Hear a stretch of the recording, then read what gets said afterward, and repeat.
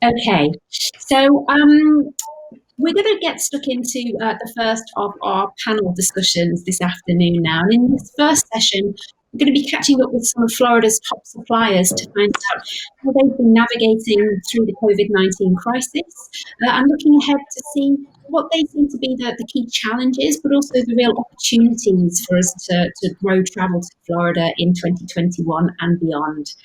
I'd like to welcome to the panel, firstly, Dana, who you just met if you weren't already familiar with her. She is President and CEO of Visit Florida. Thanks for joining us for this one as well, Dana. Thank you. Would also like to say hello to Stacey Mitchell. I can see you there, Stacey. Stacey is the Director of Marketing for Florida Keys and Key West. Also, Eric Gavin. Hi there, Eric. Eric is the Chief Sales Officer at Benchmark, which has a range of properties in Florida, including some you might be familiar with, including Hawks Key Resort in the Keys, Gilchrist Club in Northern Florida, and the Grand Cypress Golf Club in Orlando. And last but by no means least, Frank Belzer, who is Senior Vice President, Portfolio Sales, Universal Parks and Resorts. So a very varied panel. With lots to share, I'm sure, about how the market has been recently and some of the opportunities ahead. Frank, could I possibly come to you in the first instance, please, to find out a little bit about how Universal Orlando has been adapting over the recent months? I'm sure there's been changes that you guys have had to make to your product and your service in order to provide a COVID-safe experience. Yeah, it's a great question because I think that's one of the ones that our potential guests are asking, right? And our potential and our partners are asking. So we've been following what we've been calling the 3 S's to sort of create safety for our customers and for our guests, and that involves screening. So we implemented a screening process for temperature checks when guests arrive. Spacing, we've been utilizing social distancing in all of our queues and all of our attractions as much as possible. And we've increased sanitation, which I had a hard time believing because we already seemed to clean the park even when it wasn't necessary, but we're cleaning things even more than we used to. And the one thing I'm so proud of, I think, is that we have kept the customer, the guest, at the center of this. There's a difference between what really is safe and what feels safe.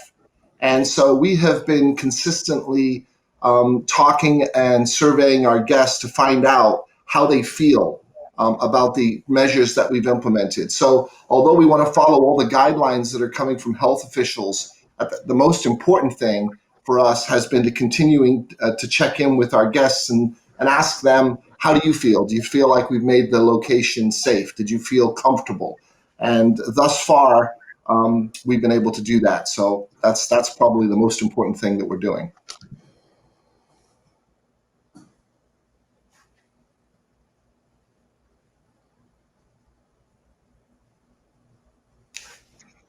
I think we lost you. I'm here. I think we lost Pippa. Oh, okay. Yeah, good. We lost Pippa. Pippa, you're muted.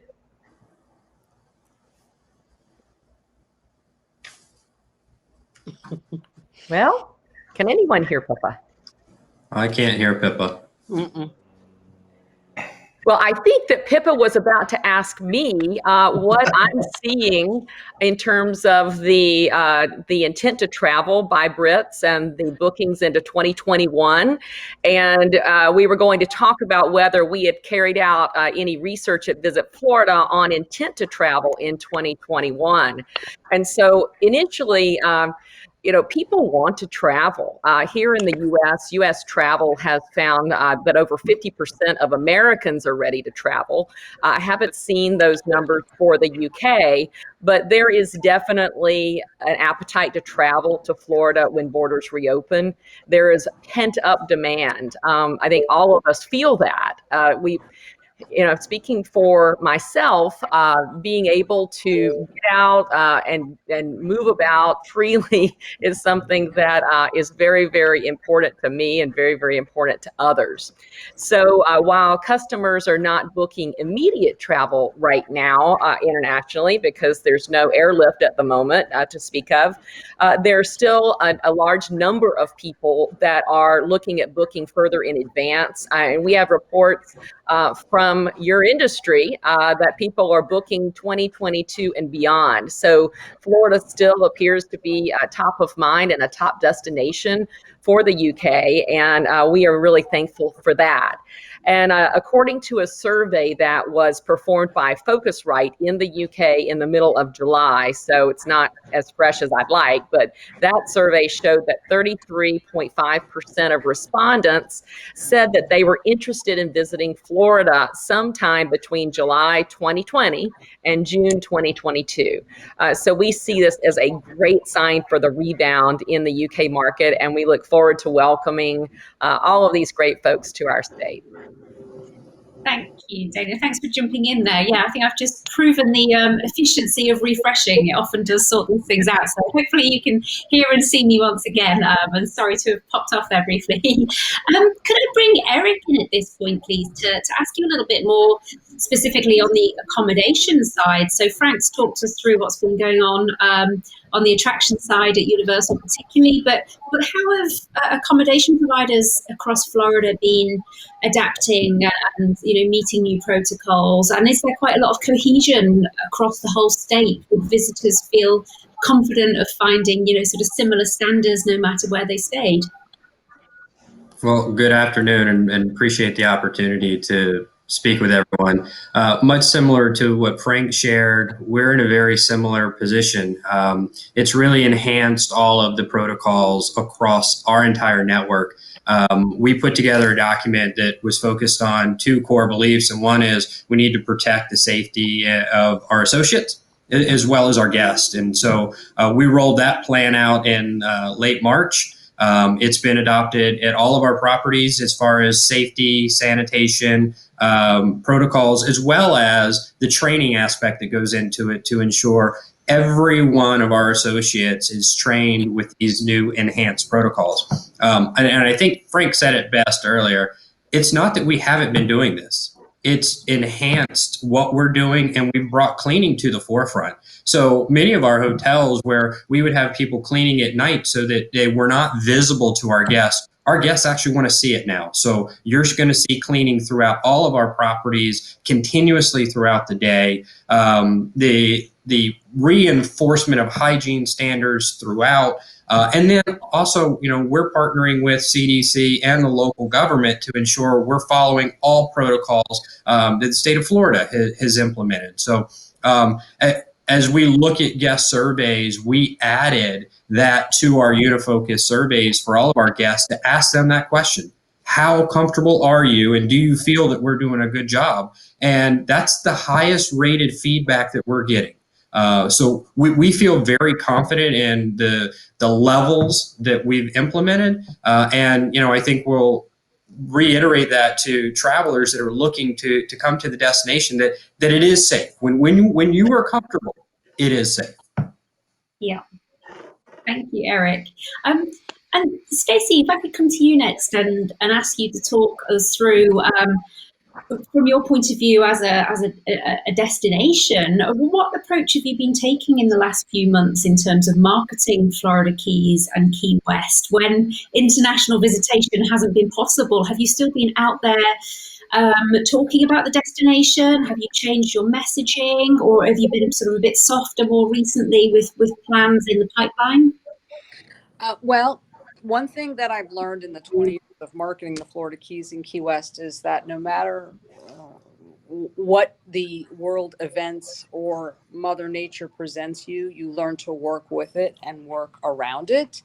So we decided early on to stay the course. Understandably, international visitation is not happening right now, but we do know that international planning continues no matter what. The booking cycle tends to be longer, And we continued in market with virtual events. We really concentrated on training. We sent out digital postcards, and in an effort to keep the destination top of mind during this aspirational time frame. We've been assisting our trade partners by providing destination copy, fresh imagery to update their websites, knowing that the consumer is still planning and still wanting to travel. And we're all just waiting for the all clear sign to be able to do so.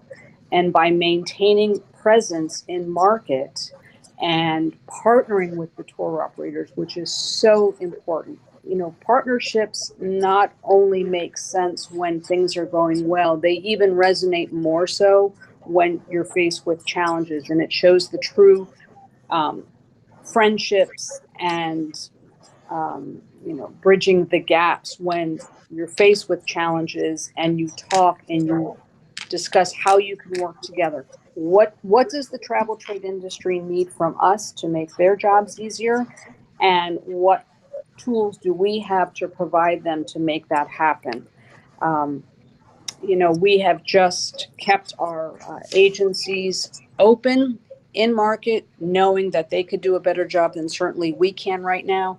And with the travel, the travel bans in place, they're able to get our message across much easier on the spot than certainly we could. So we are dedicated to maintaining our presence in market, knowing the day is going to come when it's going to reopen, and we want to be in the front of that. That's great to hear. And have you been focusing on any different messaging, or has it been your core messaging really that you've maintained? What you've included in that marketing? Well, we're fortunate in that we have great imagery. The destination lends itself to things like wide open spaces. We have natural marine resources. We have history and culture, and of course our diving and fishing and our backcountry tours. We're very fortunate that organically as a destination, we have those attributes that people are wanting when they travel. Mm. And we've also been very open upfront with our health and safety protocol messaging. It's on the landing page of our website. So those who want to feel assured that destinations are doing what they can to maintain health and safety protocols, we have them front and center, and then we supplement that with the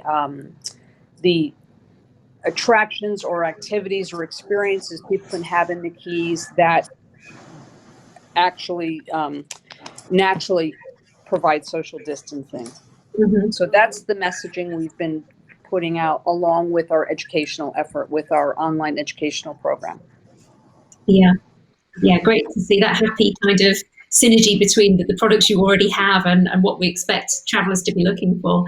Frank and Eric, could I ask you, looking ahead to 2021, is there anything you can share around your future booking from the UK market specifically? When are you seeing UK customers beginning to book for in more significant numbers in terms of season, and any trends in terms of demographic as well, couples versus families, and how much they're spending or anything like that? Do you want me to go first? I'll go first. So one of the things we love about the Brits is, they are probably the most resilient market that we have.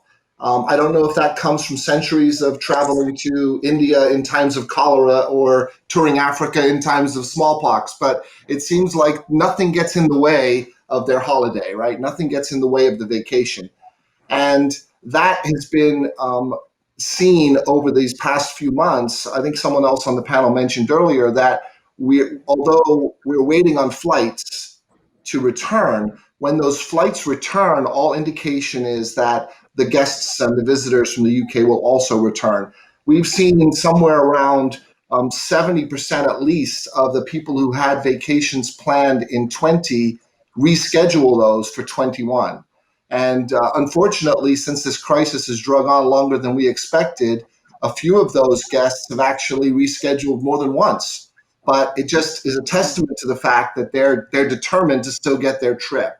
And so we're continuing to see really good bookings. In fact, when we talk to partners, we're hearing that they're expecting 21 to actually be a good year. They're seeing forward-looking bookings that are really strong right now. And obviously, we're just coming out of the September booking cycle.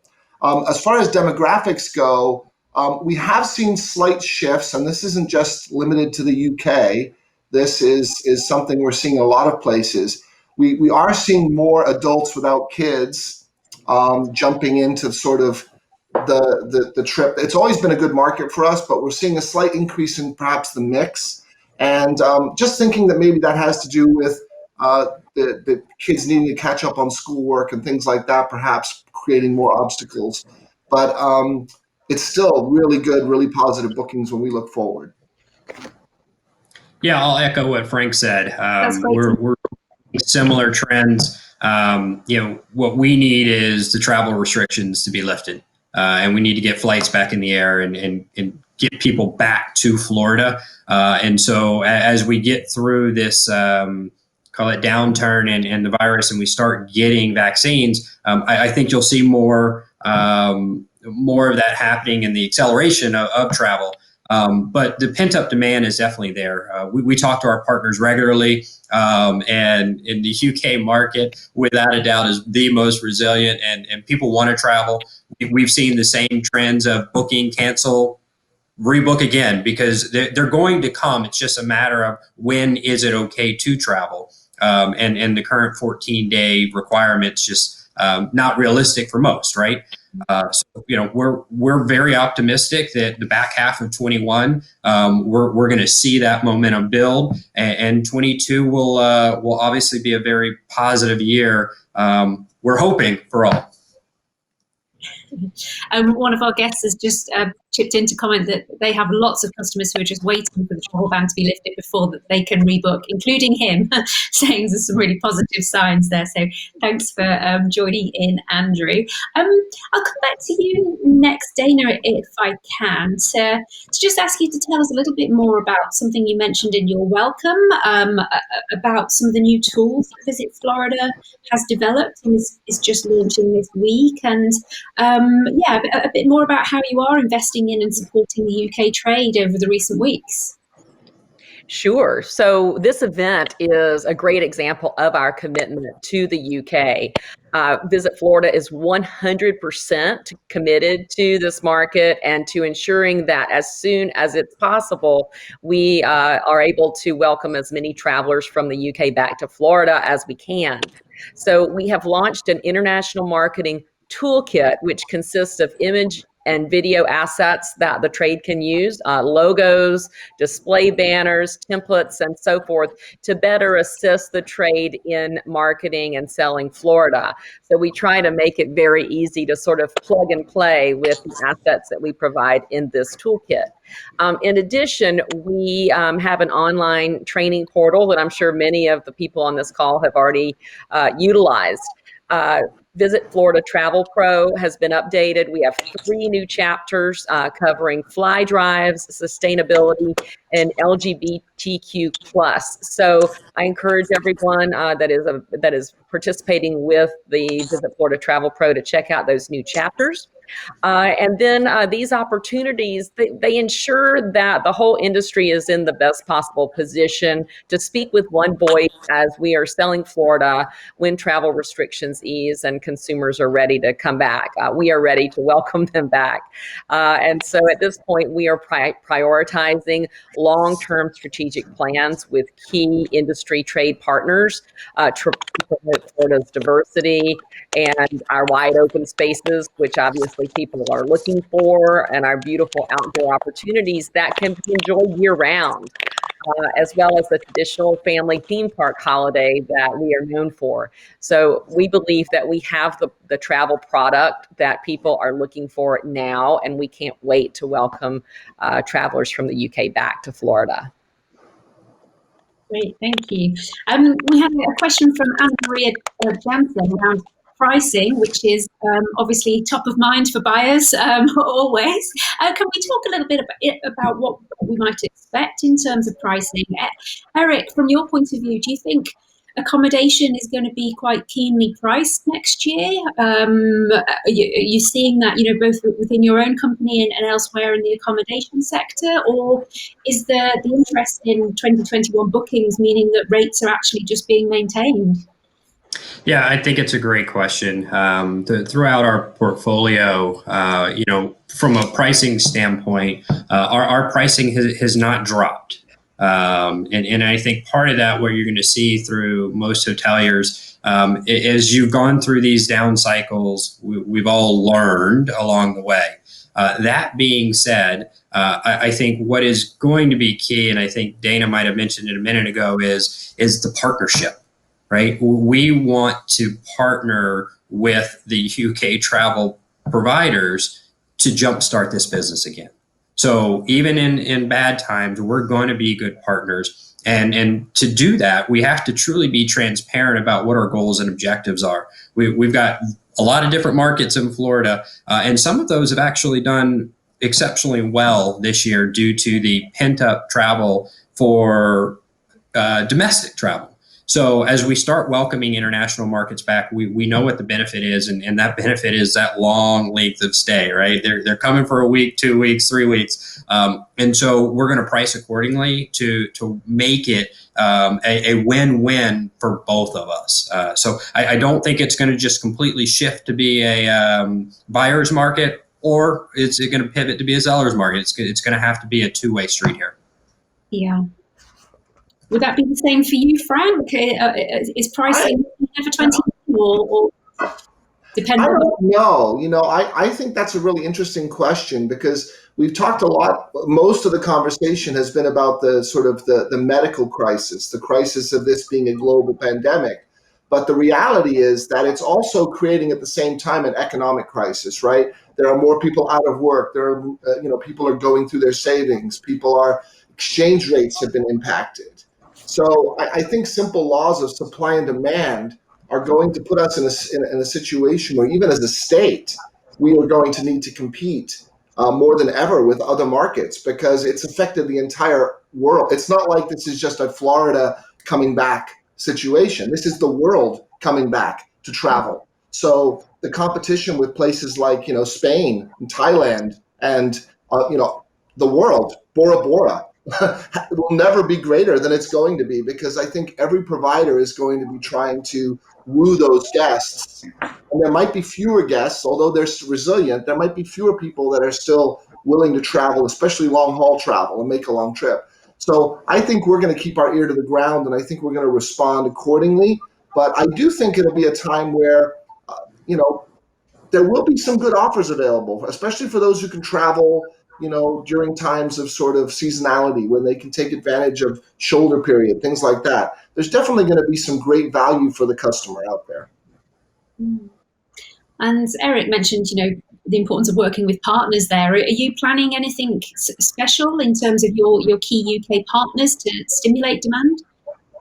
Yeah, I mean, we're always working with our partners.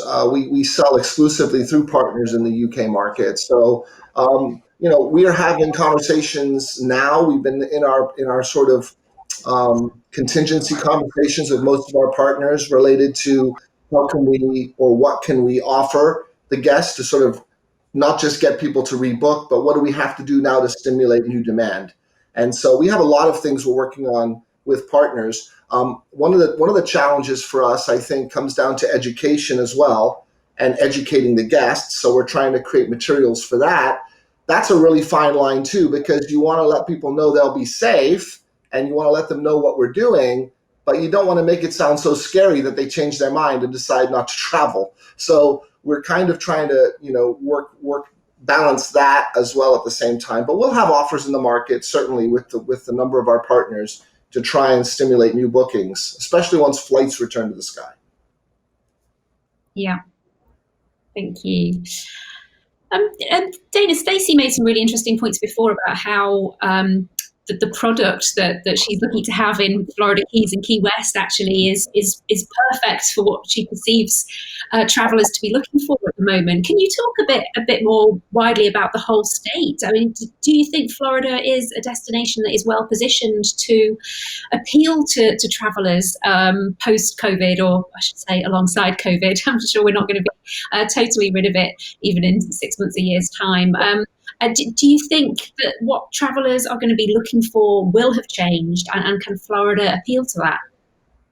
Well, absolutely, and I've seen quite a few of Stacey's ads. You play well here in Florida, Stacey, and Frank, your ads seem to play all of the time here in Tampa as well. Travelers need to feel comfortable and safe to get back on the road or take to the skies, and Florida, fortunately, has so many outdoor activities that provide that sense of comfortability and safety to people that live here and people that travel here. Opportunities to take advantage of experiences that don't have a lot of human interaction or close spaces. And Florida is just, we are the king of outdoor activities, and we have these activities to offer year round. Floridians like summer. I travel in the summer when it's quite warm, and now we're about to come into the most beautiful time of year where a lot of domestic and international travelers like to come when the temperatures are a little cooler. But regardless of what your preferences are, Florida has 175 state parks, 3 national parks, camping, biking, hiking, kayaking, yoga paddleboard, which again, we're going to see today, and over 825 miles of amazing beaches. So some beaches are more popular than others, but depending on what travelers are looking for, there are opportunities where they can find their own space and enjoy just being together. Our theme parks have adjusted their strategies to provide more spacing for guests and using technology to make the visits more efficient. And obviously the dramatic cleaning protocols that Frank discussed earlier. I mean, these are all things that travelers are looking for, and we have them here.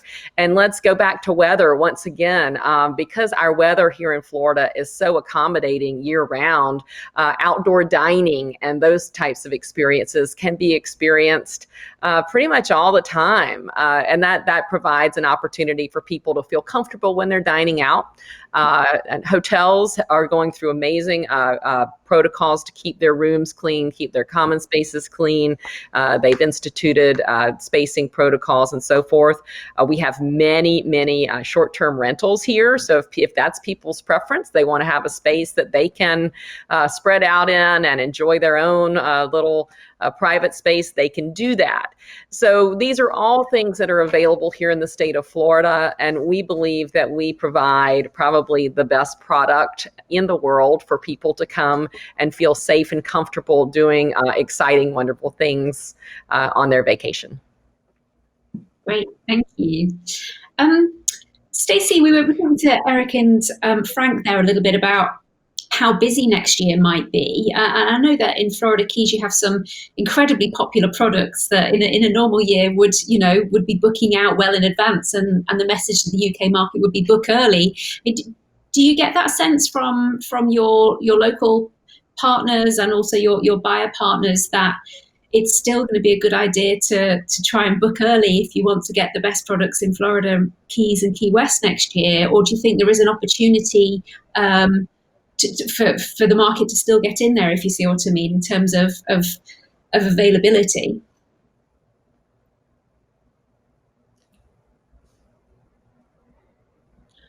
Are you on mute, Stacey? I can't hear Stacey. Can you hear me now? Oh, yes. Yeah, it seems like the host had muted me for feedback purposes. So when people come to the Florida Keys, they're going to enjoy this destination along with another.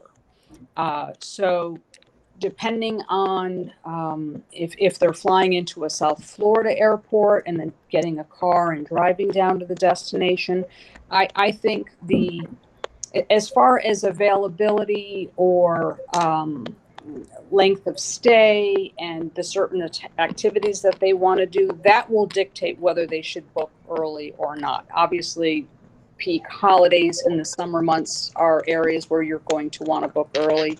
If you want to experience the Dry Tortugas National Park, which is one of the most popular things to do here in the Florida Keys, that's something you want to book in advance. But if you want to go out light tackle fishing with one of our most famous and popular experienced guides, yes, you're going to want to book in advance. But, there's enough flexibility in the destination and enough diversity where you can still have a sense of spontaneity, as long as it fits in with the schedule that you're trying to build, the itinerary that you're trying to build. We're seeing this flexibility and this spontaneity with a little bit of a younger demographic that's visiting the destination, and we're going to see this continue. Millennials are now 40, and we're now seeing the younger section of millennials and then the first wave of Gen Z visiting the destination. And they are really responding to our sustainability efforts and our environmental programs. This is something that's resonating with that demographic. The ecotourism and green travel are seeing appeal. And again, the wide open spaces and the interaction with our natural marine environment is becoming more and more popular in this COVID era that we're facing. It's all about those meaningful experiences and something that transforms you while you're on holiday. That's going to be key moving forward. Yeah, it's really interesting to think how both products and travel are going to be slightly different as we emerge from the depths of the crisis. Frank, can I come back to you and ask a wider question, I guess, about how you're trying to put travelers, customers' mind at ease in terms of booking for future travel. Have you adapted your cancellation policies in terms of conditions and those kinds of things in order to make it that bit easier for people to commit to a future booking? Yeah, we've done really well with our partners. I think we've got some good marks from partners for making the refund policy really easily. Right at the beginning, we decided, the last thing we want to do is make this difficult for people that have reservations. In fact, I think this is going to be the way of the future, in that we're going to have to really sell and position anything now with this idea that you can certainly cancel for any reason if you would like to and get a full refund. So domestically, that's been a policy that we've been really working towards, and we've been effective. In the UK, obviously, we haven't had people traveling, so the majority of what we've been dealing with are refunds based on hotel bookings and tickets for people who are not coming, and we've given full refunds on those. So yeah, going forward, I think it's really important to continue putting people's minds at ease. And, we're seeing everybody do it. We're seeing airlines do it. We're seeing, hotel providers do it. So, we can't be sort of the odd man out as a theme park destination and have a totally different policy.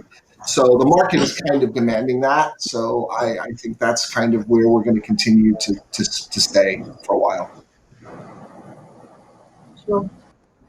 And Eric, same for you. Have sort of terms and conditions and policies had to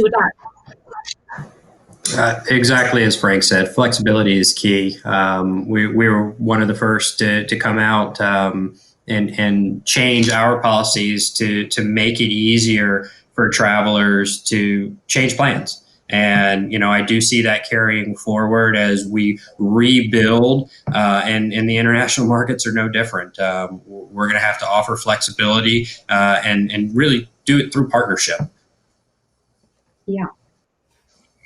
And the final question to each of you, really, as we're looking ahead to 2021 and beyond, what do you see the biggest opportunities for the UK market in terms of winning back business, but also building new business and growing the market more, even more going forward? But perhaps, Stacey, if I could come to you first on that, what would Florida Keys and Key West see as the biggest potential growth areas for the UK?